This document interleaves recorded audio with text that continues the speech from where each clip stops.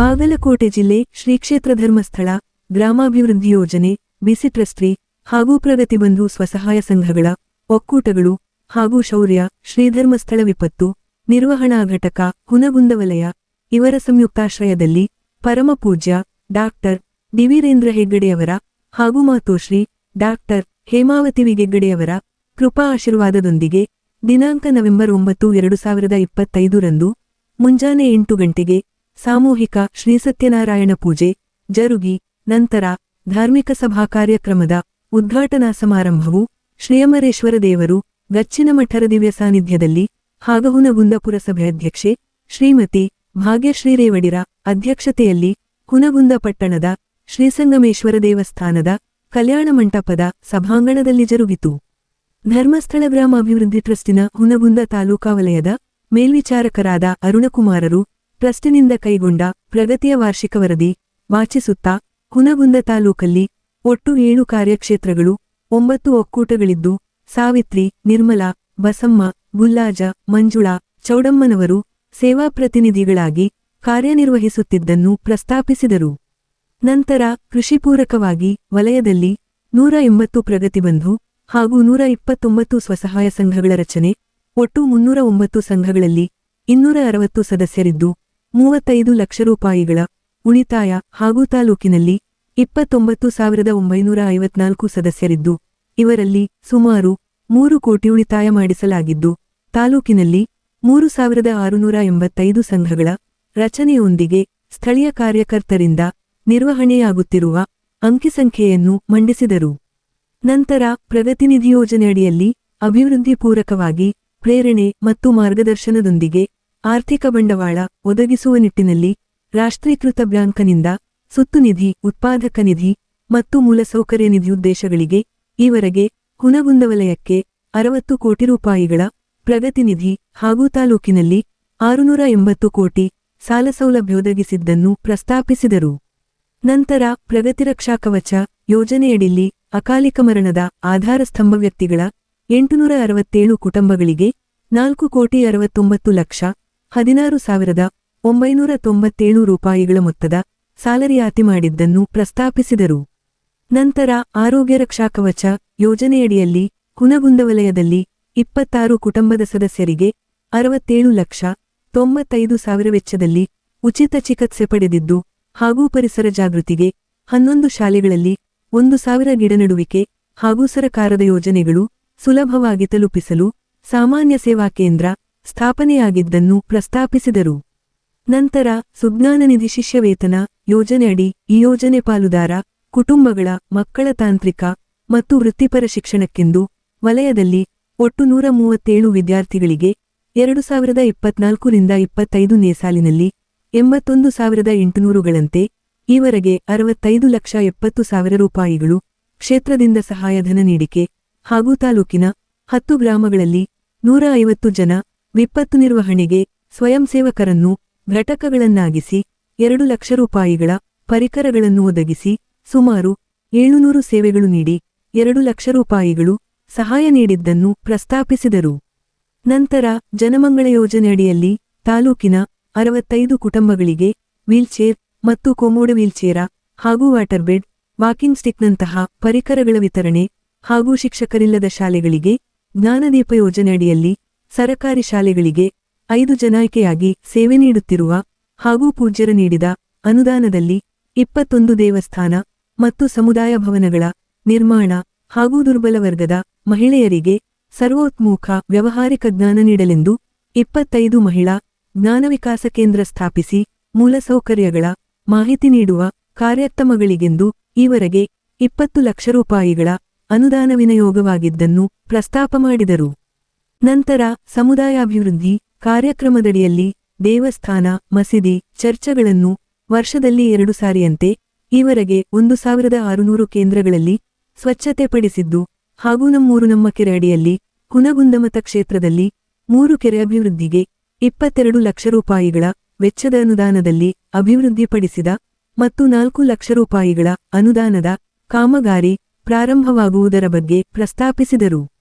ನಂತರ ಮಾಶಾಸನವನ್ನು ತಾಲೂಕಿನ 70 ನಿರ್ಗತಿಕರಿಗೆ 1,000 ರೂಪಾಯಿಗಳಂತೆ 70,000ಗಳ ನೀಡಿಕೆ ಹಾಗೂ ಈ ನಿರ್ಗತಿಕರಲ್ಲಿ 6 ಜನರಿಗೆ ಒಬ್ಬರಿಗೆ 2 ಕೆಜಿಯಂತೆ 300 ರೂಪಾಯಿಗಳ ವಾತ್ಸಲ್ಯಾಹಾರ ಕಿಟ್ ವಿತರಣೆ ಹಾಗೂ ಮತ್ತಿಬ್ಬರು ನಿರ್ಗತಿಕರಿಗೆ 3 ಲಕ್ಷ ರೂಪಾಯಿಗಳ ವೆಚ್ಚದಲ್ಲಿ ಮನೆ ನಿರ್ಮಾಣ ಹಾಗೂ ಮತ್ತೆರಡು ಮನೆಗಳ ನಿರ್ಮಾಣ ತಯಾರಿ ನಡೆಸಿದ್ದು ಮತ್ತು ಈವರೆಗೆ ಈ ಕುಟುಂಬಗಳಿಗೆ 87 ಲಕ್ಷ ರೂಪಾಯಿಗಳ ಸೌಲಭ್ಯ ಕಲ್ಪಿಸಿದ್ದಲ್ಲದೆ ಇನ್ನಿತರ ಸಮಾಜಮುಖಿ ಕಾರ್ಯಕ್ರಮಗಳು ಹಮ್ಮಿಕೊಳ್ಳುವ ದೆಸೆಯಲ್ಲಿ ಗ್ರಾಮಾಭಿವೃದ್ಧಿ ಟ್ರಸ್ಟ್ ಸಶಕ್ತವಾಗಿದೆ ಎಂದು ವಿಶ್ವಾಸ ವ್ಯಕ್ತಪಡಿಸಿದರು.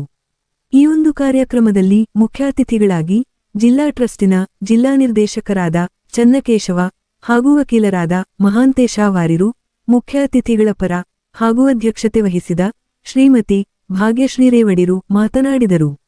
ಹಾಗೂ ಕಾರ್ಯಕ್ರಮದಲ್ಲಿ ಮಾಜಿ ಸೈನಿಕರಿಗೆ, ಮುಖ್ಯ ಅತಿಥಿಗಳಿಗೆ, ಗಣ್ಯಮಾನ್ಯರಿಗೆ ಸನ್ಮಾನ ಜರುಗಿತು.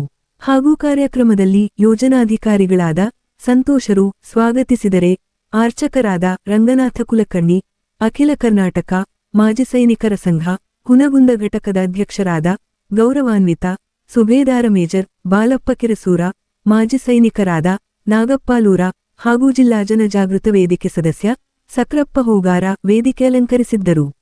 ಹಾಗೂ ಹುನಗುಂದ ವಲಯದ ಪ್ರಗತಿಬಂಧು ಸ್ವಸಹಾಯ ಸಂಘಗಳ ಮತ್ತು ಒಕ್ಕೂಟದ ಅಧ್ಯಕ್ಷರು, ಸದಸ್ಯರು ಹಾಗೂ ಟ್ರಸ್ಟಿನ ಮೇಲ್ವಿಚಾರಕರು, ಸೇವಾ ಪ್ರತಿನಿಧಿಗಳು ಹಾಗೂ ಸ್ವಸಹಾಯ ಸಂಘಗಳ ಸದಸ್ಯರು ಉಪಸ್ಥಿತರಿದ್ದರು. Lokanayaka Kannada news bureau report Hungund. ಬೆಳಕನ್ನಿಕ್ಕುವ ಕ್ಷೇತ್ರದಲ್ಲಿ ನಡೆಯುವ ಅಭಯದಾನಗಳಲ್ಲಿ ಜನಸೇವೆಯೂ ಒಂದು. ಜನಸೇವೆಗಾಗಿ ಪೂಜ್ಯರು ಕಂಡ ಕನಸು ಶ್ರೀ ಕ್ಷೇತ್ರ ಧರ್ಮಸ್ಥಳ ಗ್ರಾಮಾಭಿವೃದ್ಧಿ ಯೋಜನೆ ಎಂಬ ಸಂಸ್ಥೆಯ ಮುಖೇನ ನಿರಂತರ 41 ವರ್ಷಗಳಿಂದ ಸದಾ ತನ್ನ ಪಾಲುದಾರರಿಗೆ ಸೇವೆಯನ್ನು ಗೈಯುತ್ತಿದೆ. ವಲಯದ ಪರಿಚಯ.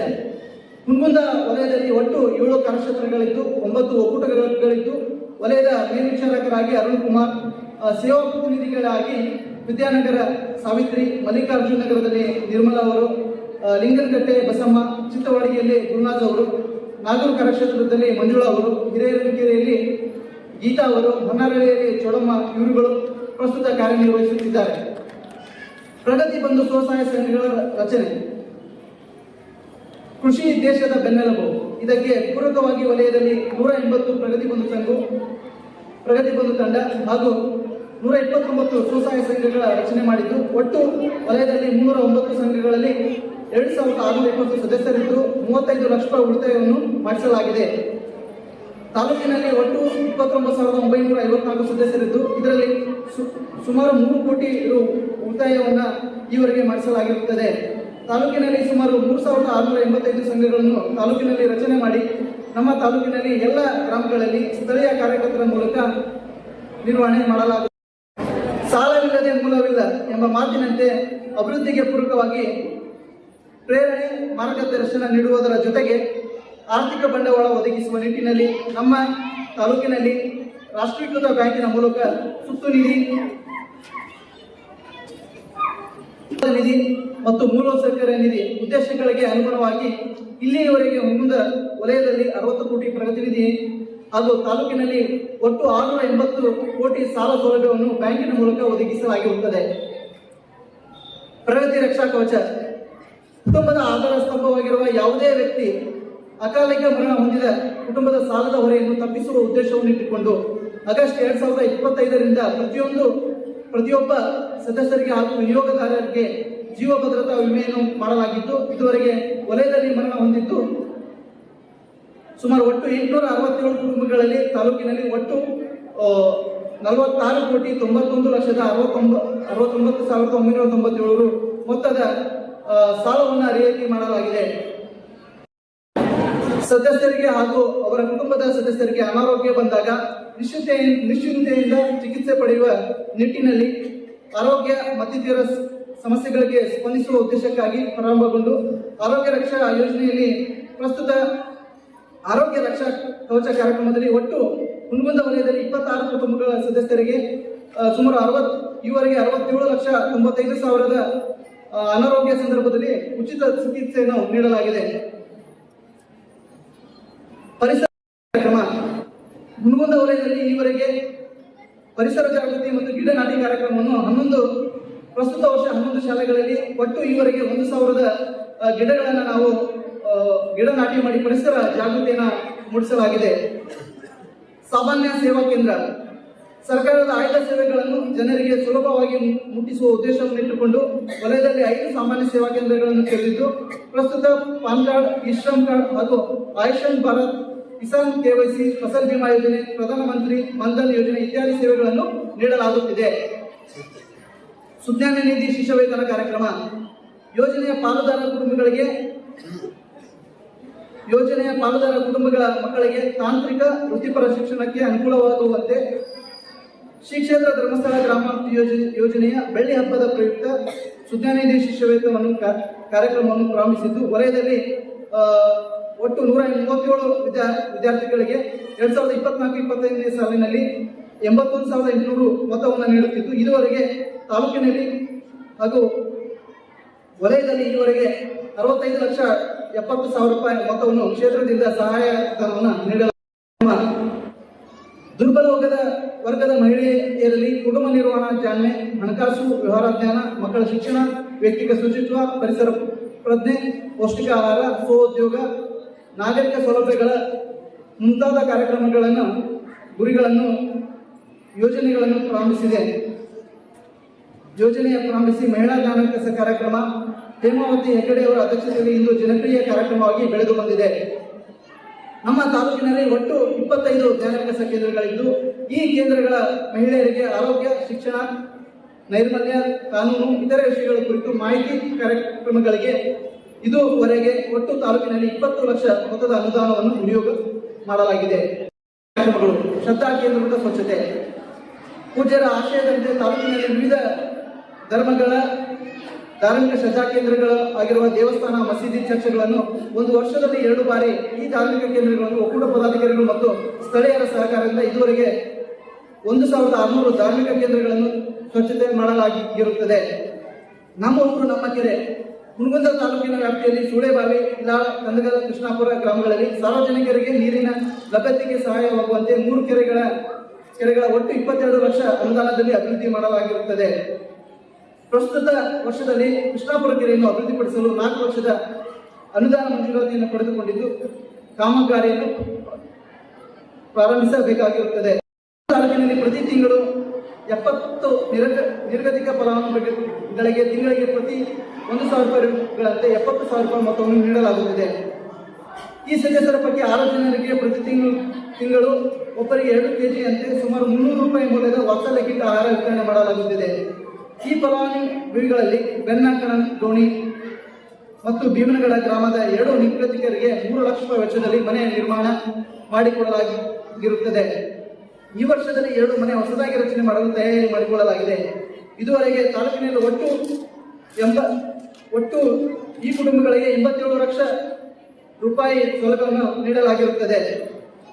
ಶೌರ್ಯ ಮತ್ತು ವಿಪತ್ತು ನಿರ್ವಹಣೆ ಘಟಕ ಗ್ರಾಮಗಳಲ್ಲಿ ಶೌರ್ಯ ವಿಪತ್ತು ಶ್ರೀ ಧರ್ಮಸ್ಥಳ ವಿಪತ್ತು ನಿರ್ವಹಣಾ ಸ್ವಯಂ ಸೇವಕ ಘಟಕಗಳಿದ್ದು ಸುಮಾರು 150 ಜನ ಸ್ವಯಂ ಸೇವಕರು ಕಾರ್ಯನಿರ್ವಹಿಸುತ್ತಿದ್ದು, ವಿಪತ್ತಿಗೆ ಸಂಬಂಧಿಸಿದಂತೆ ತುರ್ತು ಸೇವೆಗಳಿಗೆ ಅಗತ್ಯ ಇರುವ ಸುಮಾರು 2 ಲಕ್ಷ ರೂಪಾಯಿ ಮೌಲ್ಯದ ಪರಿಕರಗಳನ್ನು ಒದಗಿಸಲಾಗಿರುತ್ತದೆ.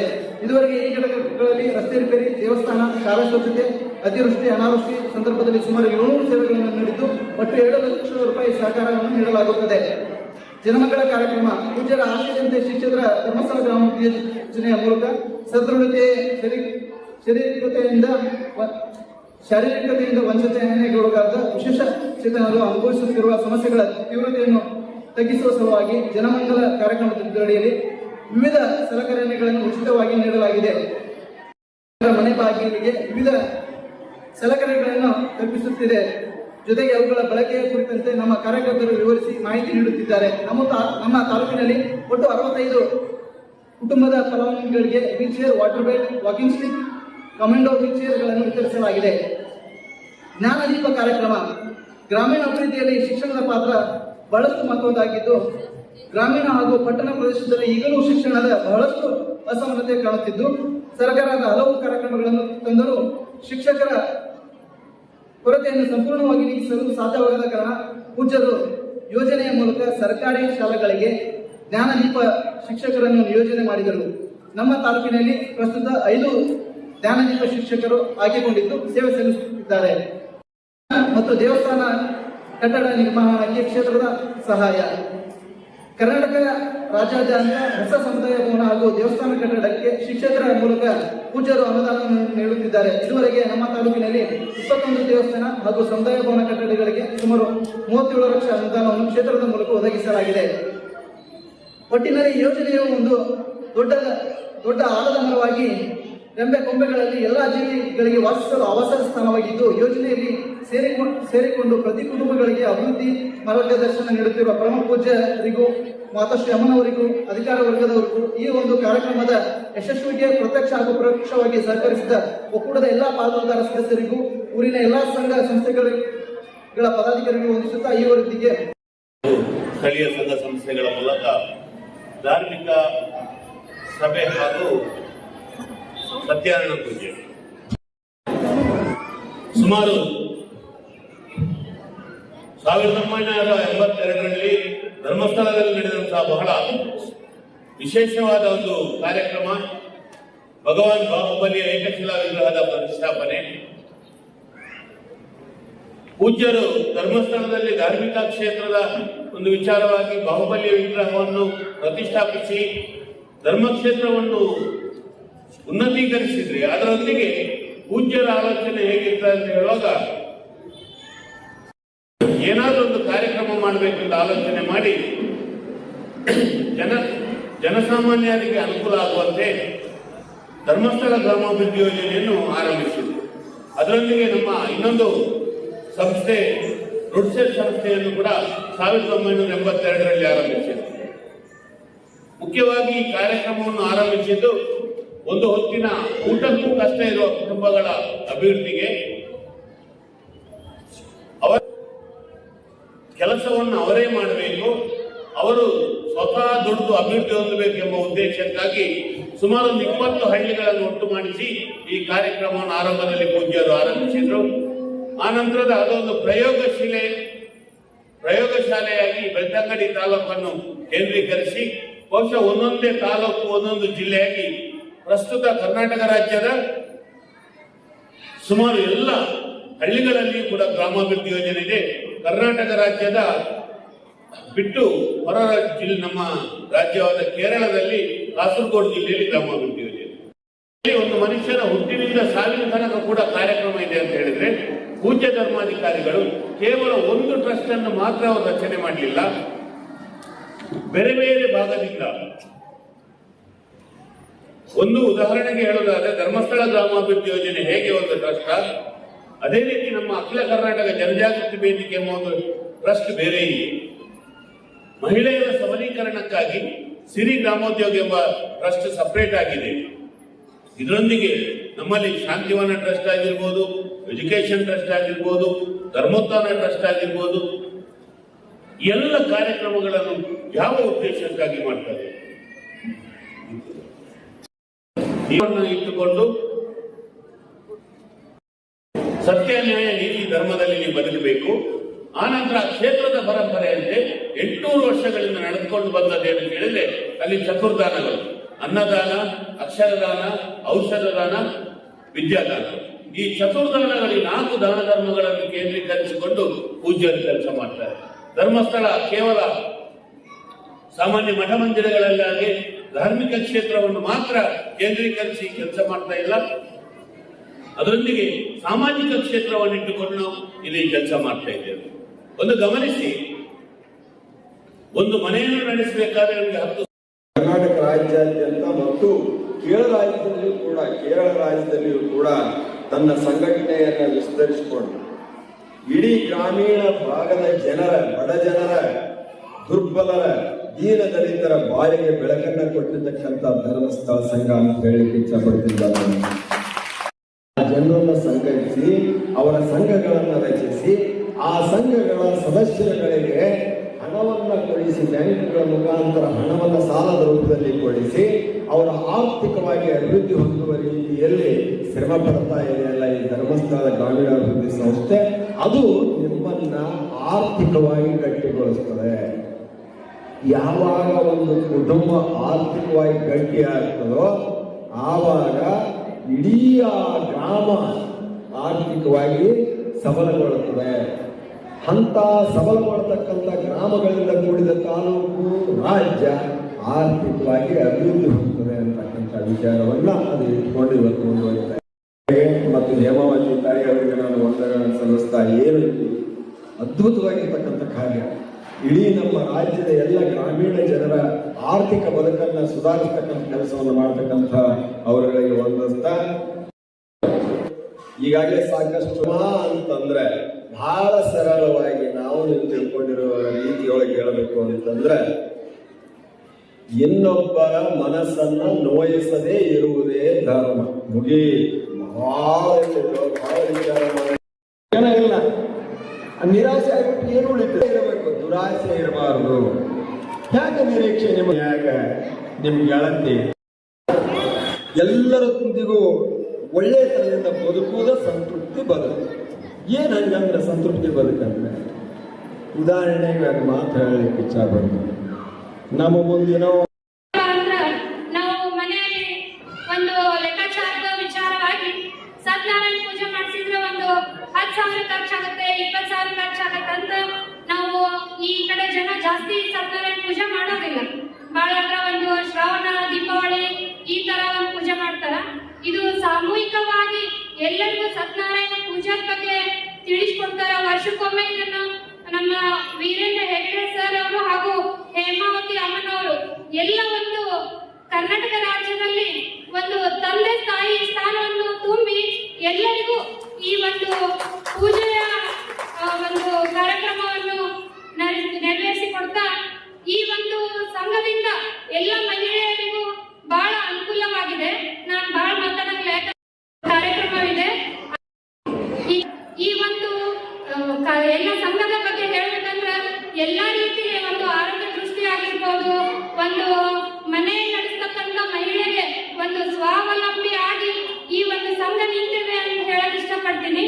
ಒಂದು ಊರಿನ ಒಂದು ಕೆಲಸದ ಬಗ್ಗೆ ನಮ್ಮ ಪುರಸಭೆ ಕಡೆಯಿಂದ ಆಗಿರ್ಬೋದು, ನಮ್ಮ ಧರ್ಮಸ್ಥಳ ಸಂಘದ ಕಡೆಯಿಂದ ಆಗಿರ್ಬೋದು, ಸರ್ ನಮ್ಗೆ ಅದೆಲ್ಲ ಹೇಳ್ತಿದ್ರು, ಮೇಡಮ್ ನಿಮ್ಗೆ ಏನಾದ್ರೂ ನಮ್ಮ ಕಡೆಯಿಂದ ಅನುಕೂಲ ಬೇಕಾದ್ರೆ ನಮ್ದು ಶೌರ್ಯ ಟೀಮ್ ಅಂತ ಇದೆ, ಆ ಟೀಮ್ ಅನ್ನು ತಗೊಳ್ಳಿ, ನಾವು ನಿಮ್ ಜೊತೆ ಇದ್ದು ಒಂದು ಊರನ್ನು ಸುಂದರಗೊಳಿಸೋಣ ಅಂತ ಹೇಳ್ತಿದ್ರು.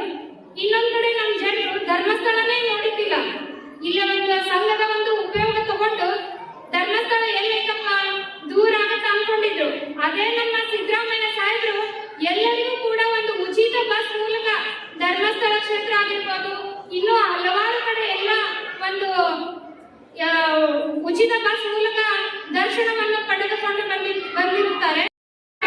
ಹೇಮಾವತಿ ಅಮ್ಮನವರು ಹಾಗೂ ವೀರೇಂದ್ರ ಹೆಗ್ಡೆ ಸರ್ ಜೊತೆ ನಮ್ಮ ಸಿದ್ದರಾಮಯ್ಯ ಸಾಹೇಬರು ಕೂಡ ಒಂದು ಫೋಟೋ ಹಾಕಿ ಎಲ್ಲರ ಮನೆಯಲ್ಲಿ ಪೂಜೆ ಮಾಡ್ತಾರೆ ಅಂತ ನಾನು ಹೇಳಕ್ ಇಷ್ಟಪಡ್ತೀನಿ. ಈಗ ನಮ್ಮ ಸಿದ್ದರಾಮಯ್ಯ ಸಾಹೇಬರು ಋಣವನ್ನು ನಾವು ಏನಾದ್ರೂ ತೀರಿಸಬೇಕಾದ್ರೆ ಒಂದು ಇಲೆಕ್ಷನ್ ಅಥವಾ ಒಂದು ರಾಜಕೀಯ ವಿಷಯವಾಗಿ ನಾವು ಅವರು ಒಂದು ಎಲ್ಲ ಒಂದು ಅಕ್ಕಿ ಕೊಡೋದಾಗಿರ್ಬೋದು, ಒಂದು ಉಚಿತ ಬಸ್ ಆಗಿರ್ಬೋದು, ಆಮೇಲೆ ಗೃಹಲಕ್ಷ್ಮಿ ಆಗಿರ್ಬೋದು, ಈ ತರ ಎಲ್ಲ ಒಂದು ಏನೋ ಒಂದು ಋಣ ಮುಡ್ಸಕ್ ಸಾಧ್ಯ ಆಗತ್ತೆ.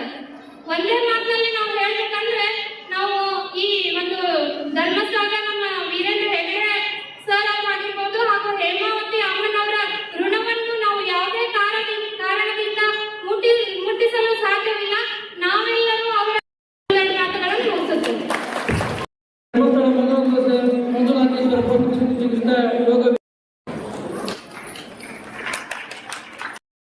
ಪ್ರತಿಯೊಬ್ಬರಿಗೂ ನಮಸ್ಕಾರಗಳನ್ನು ತಿಳಿಸ್ತಾ ನಿಮ್ಮ ಡಿಸೀಸಸ್ ಬರುವಂತಹ ಚಾನ್ಸಸ್ ಇರೋದು ಅದಕ್ಕೆ. ಸೊ ಎವ್ರಿಡೇಗೆ ನೀವು ಸೂತ್ರನ ನೆನಪಿಟ್ಕೊಳ್ಳಿ, ಊಟನ ಕರೆಕ್ಟ್ ಮಾಡಿ ಏನ್ ಸೇವನೆ ಮಾಡ್ತೀರೋ ಅದನ್ನೇ ಸೇವನೆ ಮಾಡಿ, ಹೆಲ್ದಿ ಮಾಡಿ. ಪಾನಿಪುರಿ ಬೇಡ, ಪಿಜ್ಜಾ ಬೇಡ, ಬರ್ಗರ್ ಬೇಡ, ಬಜ್ಜಿ ಬೇಡ. ಓಕೆ, ಎಷ್ಟಾಗುತ್ತೋ ಅಷ್ಟು ಒಳ್ಳೆ ಆಹಾರವನ್ನ ಸೇವಿಸಿ, ಜೊತೆಗೆ ಆ ಆಹಾರವನ್ನ ಎವ್ರಿ ಡೇ ದಿನನಿತ್ಯ ಸೇಮ್ ಟೈಮ್ ಫ್ರೀಕ್ವೆನ್ಸಿ, ಒಂದು ಬೆಳಗ್ಗೆ ನೀವು 7 ಗಂಟೆ ಊಟ ಮಾಡಿದ್ರೆ ಮಧ್ಯಾಹ್ನ 12 ಗಂಟೆ ಅಥವಾ 1 ಗಂಟೆ, ನೈಟ್ 7 ಗಂಟೆ ಮುಂಚೆನೆ ನೀವು ಊಟ ಮಾಡೋದಕ್ಕೆ ಪ್ರಯತ್ನ ಪಡಿ. ಇದು ಒಂದು ಸಣ್ಣ ಚೇಂಜಸ್ ನಿಮ್ಮ ಲೈಫಲ್ಲಿ ತಗೊಂಡ್ ಬನ್ನಿ. ನಿಮ್ಗೆ ಗೊತ್ತಾಗುತ್ತೆ ಒಂದು ಹಂತ ಆದ್ಮೇಲೆ, 1-2 ತಿಂಗಳು 3 ತಿಂಗಳು ಆದ್ಮೇಲೆ ನಿಮ್ಮ ಲೈಫಲ್ಲಿ ಒಂದು ಪಾಸಿಟಿವ್ ಚೇಂಜಸ್ ಏನಾಗಿದೆ ಅನ್ನೋದು ನಿಮ್ಗೆ ಗೊತ್ತಾಗುತ್ತೆ. ಎಷ್ಟೋ ರೋಗಗಳು ದೂರ ಆಗ್ತವೆ, ಎಷ್ಟೋ ನಿಮ್ಮ ತೊಂದರೆಗಳು ದೂರ ಆಗ್ತವೆ ಅಂತ ಒಂದು ಮ್ಯಾಜಿಕ್ ಪಾಯಿಂಟ್.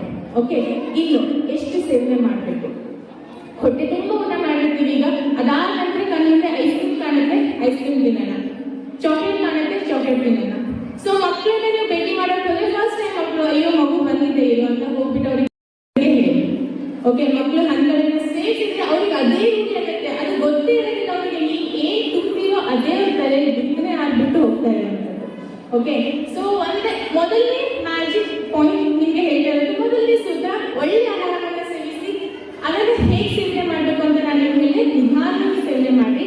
ಅದೇ ಇನ್ನೊಂದು ಇಂಪಾರ್ಟೆಂಟ್ ಪಾಯಿಂಟ್ ಹೇಳಬೇಕು, ಊಟ ಮಾಡ್ತೀರಾ ಹೌದು, ಹಣ್ಣನ್ನೇ ತಿಂತೀರಾ, ಹಂಪಲನ್ನೇ ತಿಂತೀರಾ ಅಂದ್ರೂ ಕೂಡ ನಿಮಗೆ ಏನು ಚೇಂಜಸ್ ಸಿಗ್ತಾ ಇಲ್ಲ ಅಂತಂದ್ರೆ ನೀವು ಟಿವಿ ನೋಡ್ತಾ ಊಟ ಮಾಡ್ತಾ ಇದ್ದೀರಾ, ಮೊಬೈಲ್ ಸ್ಕ್ರೋಲ್ ಮಾಡ್ತಾ ಊಟ ಮಾಡ್ತಿದ್ರೆ, ಈ ತರ ತುಂಬಾ ಅವಸರವಾಗಿ ಊಟ ಮಾಡ್ತಾ ಇದ್ದೀರಾ. ಇದರಿಂದ ಕೂಡ ನಿಮಗೆ ಯಾವುದೇ ದೇಹವಲ್ಲನ ಅಂತ ತಿಳ್ಕೊಬೇಕು.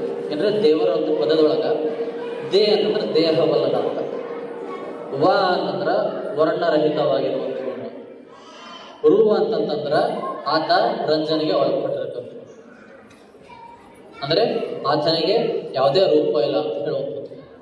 ಹಾಗಾಗಿ ಯಾವುದು ದೇಹವಲ್ಲದ, ಯಾವುದು ವರ್ಣವನ್ನ ದಾಟಿ ಮೀರೇಕಂತ ವ್ಯಕ್ತಿ ಇರ್ತಾರಲ್ಲ, ಆನಂತರ ಆತನಿಗೆ ಯಾವುದೋ ಕೂಡ ರೂಪ ಇಲ್ಲ.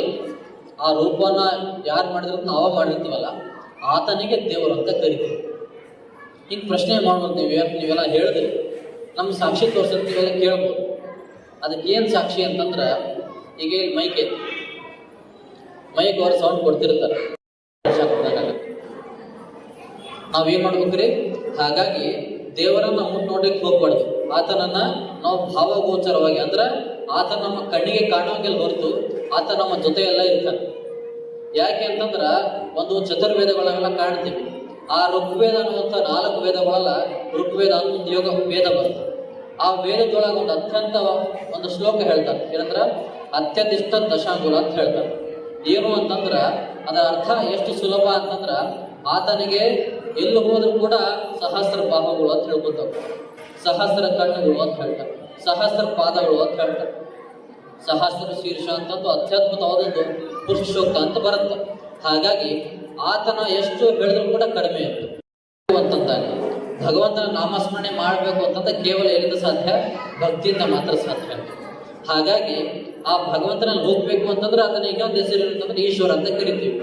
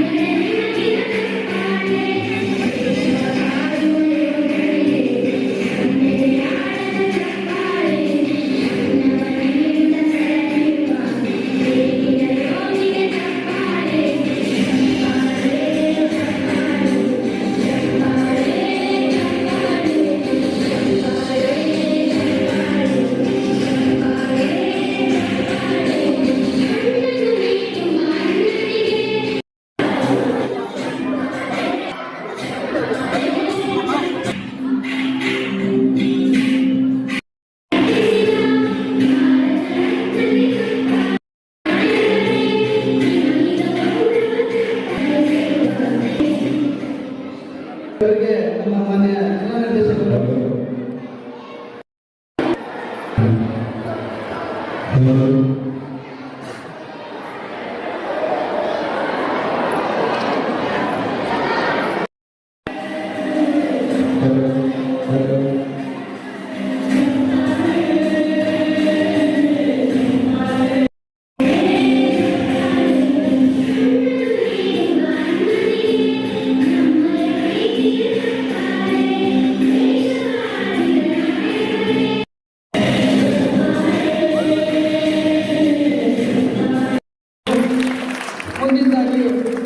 ಈ ಕಾರ್ಯಕ್ರಮವನ್ನು ಉದ್ದೇಶಿಸಿ ನಮ್ಮ ಚನ್ನಕೇಶ್ವರ ಅವರು ಮಾತನಾಡಬೇಕೆಂದು ಅವರಲ್ಲಿ ವಿನಂತಿಸಿಕೊಳ್ಳುತ್ತೇನೆ.